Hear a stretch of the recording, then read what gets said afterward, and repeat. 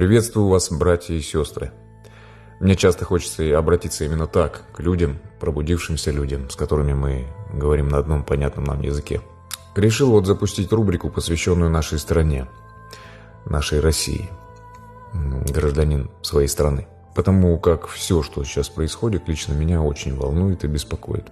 Сразу обращусь к умникам, которые считают, что мой удел только топить про плоскую землю, а в политику и в общественную жизнь ты, мол, не суйся. Идите к черту. Каждый человек, живущий в своей стране, должен быть в курсе событий, политических новостей и участвовать в ее судьбе. Нас привыкли уже на полусловие затыкать, мол, власть это не твое, кто ты вообще такой. Откройте Конституцию и почитайте, кто есть власть, пока она еще не переписана. Или вы ее никогда не открывали. Хотя бы Конституцию РФ, я уже не говорю СССР. Мы находимся в самом центре Мордора, и сегодня мы решили выяснить, кто, по мнению россиян, является единственным источником власти в Российской Федерации. Зачем отвечать на понятные вопросы? Путин. Путин. Путин. Путин. Путин. Президент. Президент. Путин Владимир Владимирович. Владимир Владимирович Путин. Путин. По факту, а по закону? Зачем отвечать на понятные вопросы? Затрудняюсь ответить. Дядя Вова наш, конечно. Единственный источник. Согласно 3-й статье Конституции Российской Федерации, единственным источником власти в Российской Федерации является ее многонациональный народ. Вы читали об этом?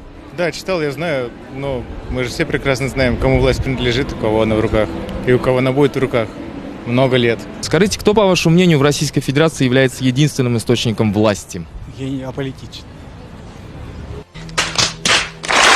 Они в 17 году заняли власть. Все. И не хотят отдавать. Так что любой гражданин имеет право и должен участвовать в развитии своей страны и вытаскивать всеми возможными средствами, а если она погрязла в болоте. Кто считает по-другому, переключайтесь на футбол и выплескивайте туда всю свою дурь, желчь и так далее. Там это просто необходимо. А сегодня тема посвящена смыслу объединения людей, так сказать, в одно целое. В общем, перейду сразу к делу. Я зачитаю обращение человека под псевдонимом Орион. Мы сейчас живем в юрисдикции СССР, но до 2021 года. И если мы, народ, до окончания этого срока не воспользуемся своим естественным и международным римским правом, не создадим своего суверенного государства, мы просто исчезнем из всех юрисдикций и норм права. Что тогда с нами будет, можете включить воображение, точно ничего хорошего. Именно к этому нас и ведут наши поводыри. Используют свое любимое оружие СМИ, лишая знаний об этой истинной картине мира, попросту пудря нам мозги. Именно для этого коверкают наше наследие, превращая его в историю и расчленяют территорию бывшей Российской империи, чтобы весь ее народ, суверен, не попытался и не смог создать своего суверенного государства. Для этого нас обманным путем загнали в статус бесправного физлица. А теперь, друзья мои, поведаю вам главную их тайну. Они не просто боятся того, что мы прозреем, преодолеем все их препоны и, несмотря на все их ухищрения, все-таки создадим свое государство. Они от этого в паническом ужасе. Объясняю почему. Создав свое суверенное государство, мы, народ, в структуре независимого суверенного государства становимся полноценным субъектом международного права. А из этого вытекает следующее. Став полноценным субъектом международного права, хозяйствующим субъектом, являясь наследником всего достояния наших предков, мы претендуем на все, что было когда-либо вывезено, продано, передано кому бы то ни было, в обход нашего права за весь период нашего искусственно созданного нам бесправия. Это означает полное банкротство всех стран с потерей своего суверенитета и переход их в вассальную зависимость к нашему государству, к нам. Всеми поколениями наших грабителей и угнетателей для нас была проведена огромная работа. В обход нашего народа, настоящего хозяина и владельца, было вывезено практически во все страны мира просто невероятное по масштабу богатство. Став суверенным объектом международного права, мы выставляем иск всему миру и просто вступаем им во владение, так как рассчитаться с нами ни у кого возможности просто нет. Не забывайте, весь грабеж происходил под прикрытием договоров, декретов, законов и тому подобной юридической поддержкой. Все законные права на нашей стороне. Иудофашисты немного просчитались и не учли, что мы, русский народ, и можем наперекор всему все-таки очнуться. Или нет, выбор за нами. Теперь понятно, почему у твари от ужаса перехватывает дыхание и сосет под ложечкой, когда они думают о нас. Они знают, кто настоящий хозяин на земле. Понятна вам истинная причина русофобии в мире? Мы мешаем им самим своим существованием. Ну что, друзья, стоит задуматься о будущем. Вот так по возможности, кратко и, надеюсь, доходчиво я попытался довести до вас истинные причины мировых событий. Благодарю за прочтение и, надеюсь, еще больше поблагодарю за последующие правильные действия. Успеха, друзья, нам всем. Постскриптум. Возможных критиков сразу предупреждаю. Может, я, конечно, и ошибся в деталях, но в целом, в сути, картина выглядит именно так. Вот так теперь становится понятно, почему США под этикеткой голливудской элиты вдруг решила устроить грандиозный юбилей Горбачеву и даже учредить премию его имени. Зачем гордой Америке отмечать день рождения человека, какого-то генсека, который развалил чужую страну? Посмотрите. Мы рады вас приветствовать на церемонии вручения наград «Человек, который изменил мир», посвященный 80-летию Михаила Сергеевича Горбачева.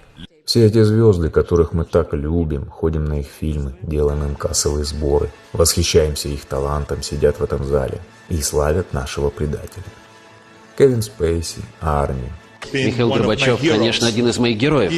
Он вдохновил всех нас. Давайте поздравим одного из самых важных людей 20 века, моего героя, моего друга Михаила Горбачева. Мила Йовович. С днем рождения, наш дорогой Михаил Сергеевич Горбачев.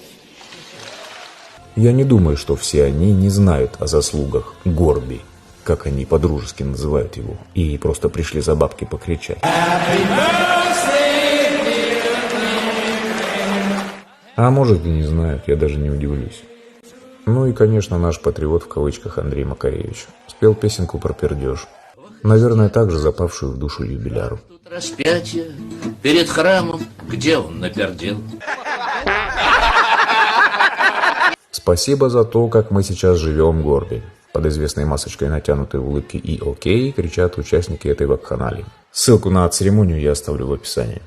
Если Горбачеву и иже с ним удастся развалить советское общество, в конце века он будет назван человеком века.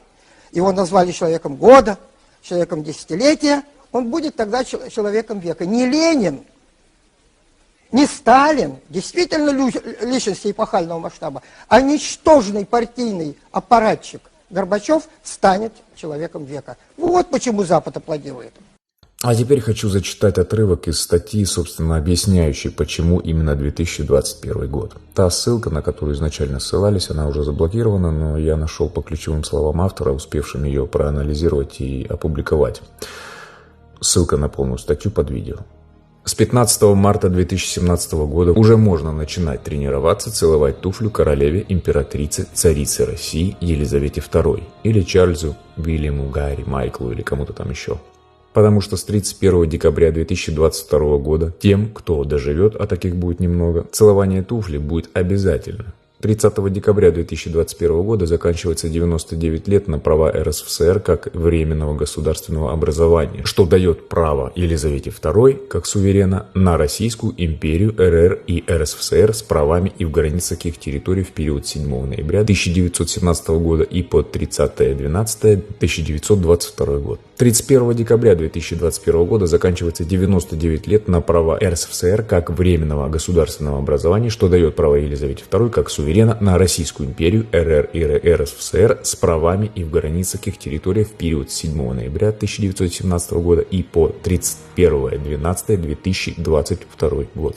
31 декабря 2021 года заканчивается 99 лет существования СССР, а 31.2022 года все права РСФСР и СССР, что дает все права Елизавете II как суверена на Российскую империю, РР и РСФСР и СССР с их правами и в границах их территорий в период 7 ноября 1917 года и по 31.12.2022 год. С 31.12.2022 года Россия официально становится колонией Великобритании, а ее народы – рабами имуществом британской короны.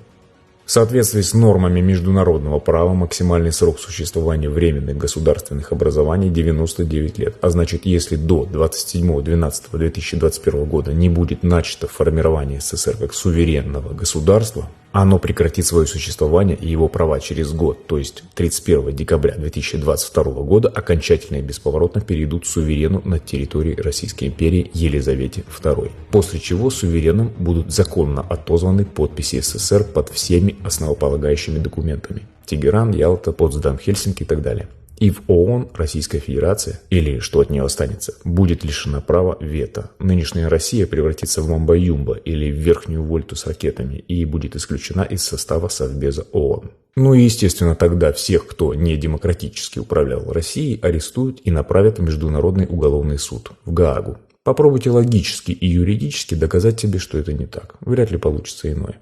17 марта 1991 года проведен референдум, а 21 марта 1991 года объявлено о желании народа сформировать суверенное государство и заявлено о начале фактического учреждения и формирования нового суверенного государства СССР, до того существовавшего в статусе временного образования. Согласно норм международного права, срок действия волеизъявления на референдуме до утраты его силы 30 лет. То есть СССР как новое суверенное государство в рамках определенных итогами Второй мировой войны Хельсинского акта может быть учреждено до 17 марта 2021 года. Причем это все в рамках срока в 99 лет от момента основания СССР. Агенты влияния бритов даже этот момент продумали, чтобы права по референдуму кончились не позже прав СССР на 99 лет.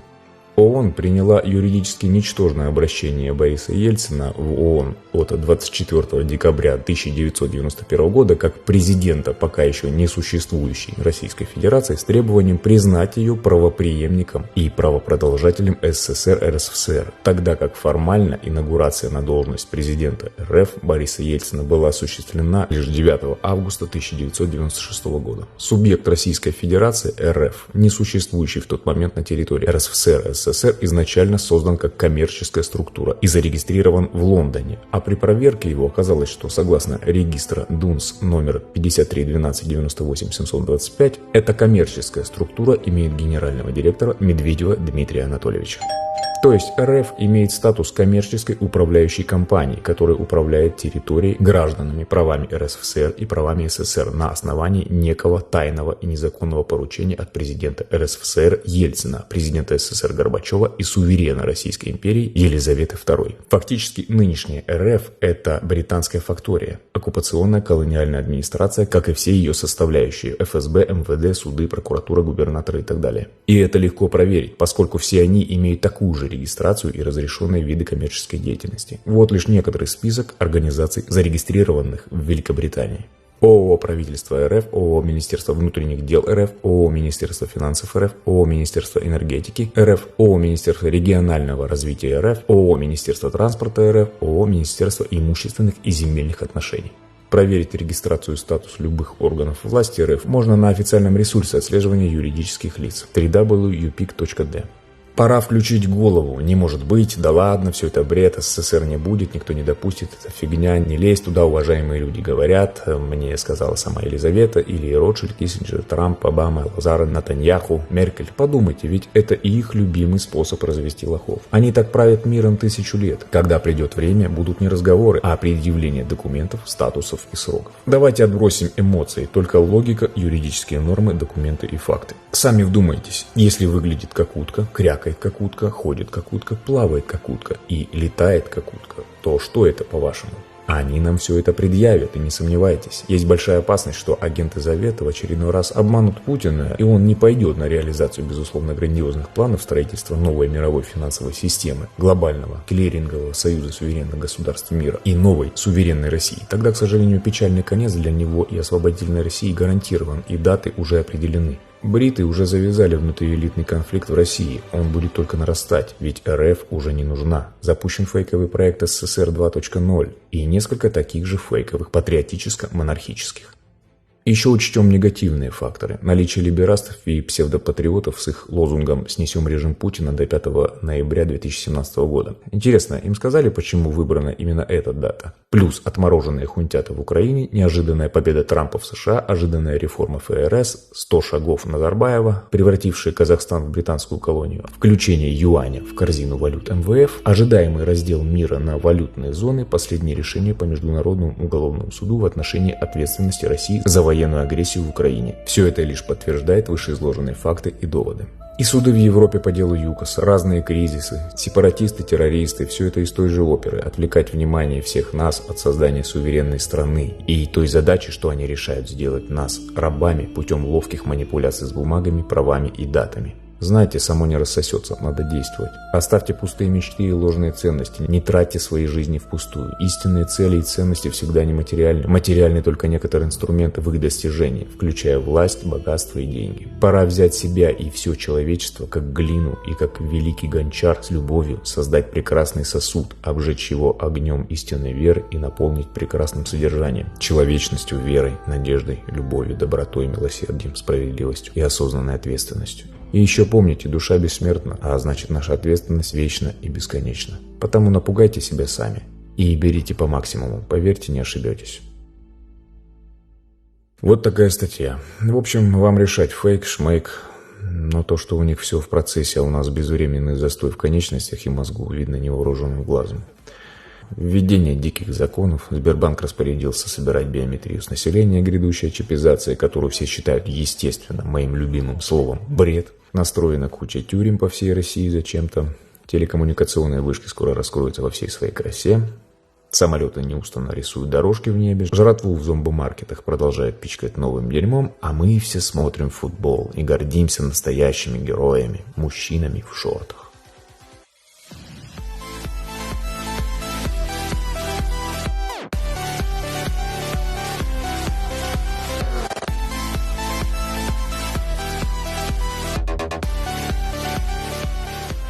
Всем нам мира и добра, друзья. До скорых встреч.